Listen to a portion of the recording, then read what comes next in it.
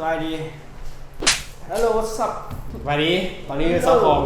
โบเกอร์วันนี้ก็จะมาลองกินของแปลกอีกแล้วเนาะของแปลกเลยคือขนมของแปลกก็คือขนมแบบซีเป็นเม็ดน้อยๆแล้วแต่ว่ารสชาติมันสิบ่คือขนมเจ้ากินตัวน้อยเลยซีเป็นคือ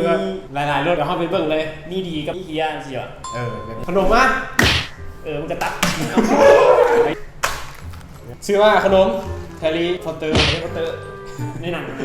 คนละแฮร์รี่อันนี้ก็เป็นคือขนมคือในแฮร์รี่พอตเตอร์นะแต่ว่าซานมันสีคือเดียวเนี่ยขนมแฮร์รี่พอตเตอร์เป็นผู้ผลิตเนื้อโมแมนแต่มีรสชาติอย่างไรมีรสชาติไข่เน่าสบู่รสชาติฮาร์กหมาโอ้ยฮาร์กนี่แหละหมูไข่เน่ามาเอาชิ้นเริ่มแกะเลยเนาะอย่าลืมเลยกินแล้วมันจะเป็นยังไงแกะออกมาแล้วใหม่ๆเลยขอดมกินก่อนกินหอมเนี่ยปันกระดมผู้ว่าคืออย่างคือแก๊ส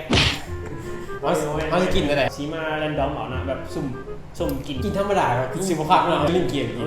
ก็คือว่าเราจะให้คนหนึ่งจกแล้วให้คนหนึ่งกินค่อยจกเจ้ากินค่อยจกเจ้าก็ค่อยบ่หลายโอเคมาเริ่มกินเลยสีได้รสชาติเลยนะ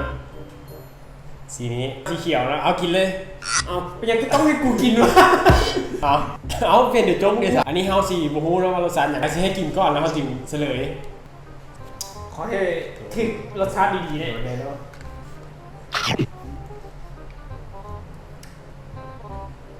แสดงว่าต้องแซ่บแน่นอนจีน่าแม่งจีน่ารสชาติเป็นอะไรโอ้ไอติมเมียนกันฮะน้ำตาจนไหลจริงก็คือรสชาติเลยถ้าอิดน่ะหวานเลยมันคือออกแบบน้ำเลยเหรอวะเค็มคือกิซี่คือน้ำหูน้ำขี้มูกเดี๋ยวน้ำแห้งมันคือรสฮาร์ดเนาะ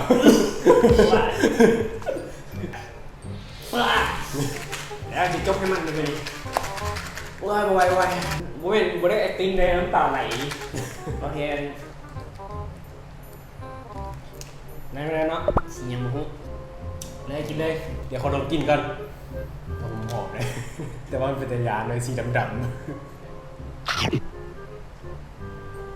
แซ่บก็แซ่บไหนขึ้นดังเลยมันต้องบอกกันได้ว่ารสเนี่ยมันคือรสพริกไทยตัวมันขึ้นดังแซ่บโอเคต่อไปต้องถึงตัวนี้แบบเยอะๆแล้วขอถึงนี้มาอยากเจอเดี๋ยวชีทอดเส้นจานเอามาชิบุถึงตัวที่แบบพี่ลุงแล้วสีขึ้นเลยแบบนี้นะหลายสีหมดแล้วโอ้เมื่อกี้นี้พิษเมื่อกี้นี้ถึงขี้มูกเราไม่ถึงหางแกงส้มจับเอาเองจับเรากินเองเลยต้องถึงดีๆนะต้องมีเพลงจับโดดวะไอ้เสียเขียวอย่าไปต่ออ่านก่อนลองว่าสีถึงอันแซ่บๆนะมันเขียวนี่รสชาติอย่างเขียวเดี๋ยวขออ่านก่อนแซ่บรสอย่างแซ่บรสอย่างรสแอปเปิ้ลสุดยอดต้องดีไปกูรักแล้วขอแอปเปิ้ลเขียวได้ปะเบิ่งมันมาเดี๋ยว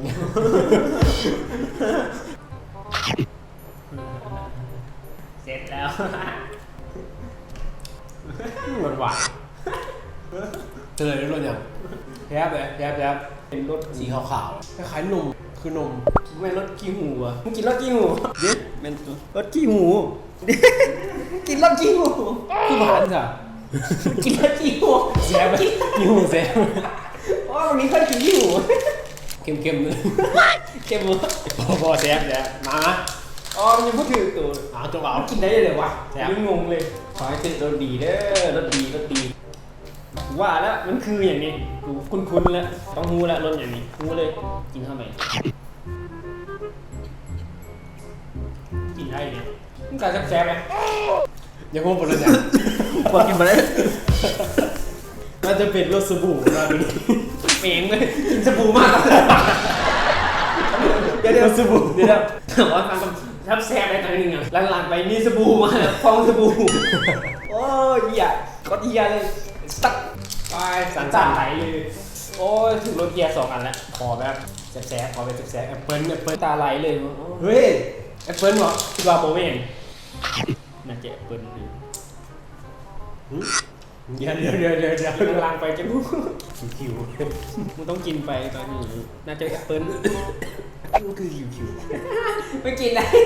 รสไงวะ กินได้ลิ้นเราดีเขียว รสเขียว รสอย่างเขียวอ่อนตัวทำบิดเนี่ย รสหยากินหยา แล้วมันแซ่บเลย ควายกินไปกินเลย น้ำตาเป็นไร ไปกินหยาแซ่บ คิดว่าแอปเปิ้ลในกลิ่นไปทำบิดมันคือมันกลิ่นบ่คือแอปเปิ้ลมันคิวๆ เจอแล้ว มันโดนไปคิวๆ เฮ้ยกูแล้วต่อไว้ปะ2 เม็ดเลยนะ2 เม็ดแล้วตอนนี้2แล้วเอาจบเล็กเดียวยังไงนี่เราต้องอารมณ์กันนะรถเก่าต้องมาหูเลยกินนี่แซ่บเพิ่นเย้ เลือกกินเลยมันนี่ตัวใดที่เราไม่เคยกินเราชี้เรากินเลย บ่ต้องมาสุ่มนะเอาสิมาเลือกกินเลยแล้วมึงกินกันไหมกูกินแล้วทีนี้มึงต้องเบิ่งนะนี่ เอาสีแดงนี้ตัวนี้นะคิว มีรถเบนซ์ กินได้เลย BM รถ หอมมันคือ มีรถฟอร์ดรถโตโยต้า กินอะไร รถฮอนด้ารถ GTX มันมีหลายรสอะ คนละรถ หอมจะกินได้เลย ที่ว่าน่าจะเป็นรถเชอร์รี่ถ้ากินได้ ยอดเชอรี่ จับให้กูจับให้มึงจับมึงแหละมึงกินมึงจับให้กูแล้วกูกินนี่นะ เอาไหนก็ได้เบิกยัง เดือน เบิกยังกันนี่ บอกว่า ตายแน่นอนเอาเจียวมาขี้รักก็มีคนขี้รักเกียร์นี้มันเขียนบอกทุกอย่างเลยมาวันนี้ผมมีเกียร์แล้วเนาะมีกล้องในอย่างเดียว เยี่ยมมากบอกว่า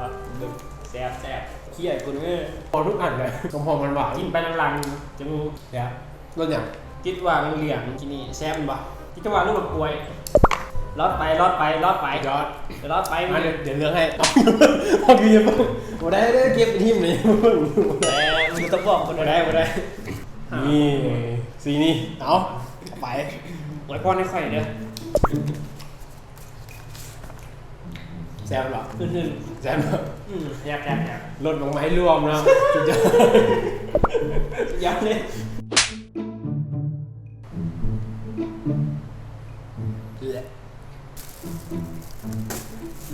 เดี๋ยวบัว ปวดนะ กูบอกนี่คิดว่าขี้กันเดือดขี้กัน โอ้ เดือด ยผ่านเลยฮะ ขี้กันเดือด ไอ้ตายแล้วได้สีเดียวเลย เดี๋ยวมึงต้องให้กูกินวะต้องเลือก มันต้องโดนประกาศเลยกูกินเลยอยู่เลย ครับมันคนเก่งเดี๋ยวใจเย็นแซ่บ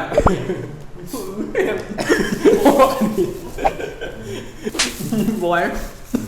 แซ่บสุดเมื่อกี้ บอยแล้วกู acting กูดีเลยบอย พอแล้วจบไปแล้วนอกกับการลองกินขนมเมลิเฮเตอร์ของเราแล้ว กาเซฟที่รถโบเซฟเนี่ยปนกันไป ตัวไหนมักละมักรสเนี่ย แอปเปิ้ล ตัวกันเนาะแอปเปิ้ลแซ่บตัวไหนบ่แซ่บ มันรถขี้กระเดือด มาลองตัวนี้วะก่อนจบคลิปมาลองจีเหนียว ซน มา ไปชนไหน เละ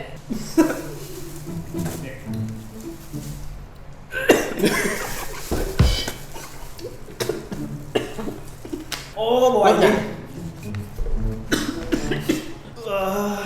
รถอย่างสีเหลืองตัวนี้บูแมนตัวนี้เป็นตัวนี้ เป็นตัวนี้รถหา ฮะ แล้วรถหาร ถหาอี รถหเป็นยังไง รถดีเลย รถเต็มรถหาเป็นรถทุกหา โอเคนะถ้ามากกันกดไลค์กดแชร์กดติดตามเพจของเราด้วย ก็ที่ใส่ กดได้ทุกบอร์ดเลย ก็ได้ โอเคบ๊ายบายเชียร์ถ้าเสียวให้ตากล้องมากินน้ำเนาะยังเหลืออยู่จองอย่างนี้เลยจองอย่างนี้ว้ามันต้องมีอะไรที่ยืดสีเขียวมันคือเราเนี่ยให้เบิ่งได้กินได้ แซ่บปะ ปกติกินได้อยู่ท้องเนื้อสดเนี่ย อีกนิดนึง เอาอีกเม็ดหนึงเอ้ายังบ่พออีกเหรออีกเม็ดหนึงกว่านี้โอ้เม็ดนี้คือสิแซ่บอยู่อ่ะแซ่บบ่เม็ดนี้แซ่บบ่ รถเหนียวพี่